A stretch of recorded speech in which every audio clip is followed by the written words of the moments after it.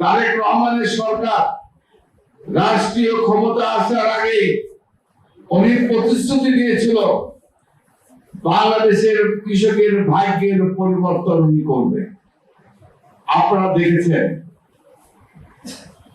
উনি ঘোষণা দিয়েছিলেন, উনি বলেছেন আগামী 3 বছরের মধ্যে প্রতিটা কৃষকের কাছে কৃষি কার্ড পৌঁছে যাবে। এই কৃষি কার্ডের মাধ্যমে প্রত্যেকটা কৃষক সার পাবে, কি বলে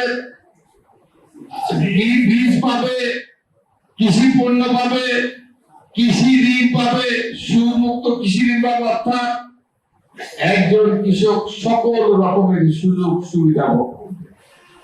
অর্থাৎ বাংলাদেশের কৃষক সবচেয়ে বেশি সরকারি অনুদান, সরকারি সুযোগ সুবিধা ভোগ করবে বাংলাদেশের কৃষক।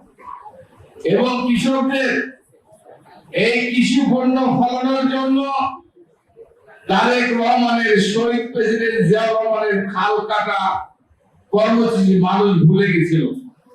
সেই খাল কাটা কর্মসূচি নতুন করে উনি চালু করেছে। কারণ খালি কৃষি পণ্য ফলাতে গেলে পানি দরকার, আর পানির ব্যবস্থা যদি সরকার না করে তাহলে কৃষক কিভাবে কৃষি পণ্য কৃষি ফলাবে, ফলন বাড়াবে, কিভাবে ফলন করবে?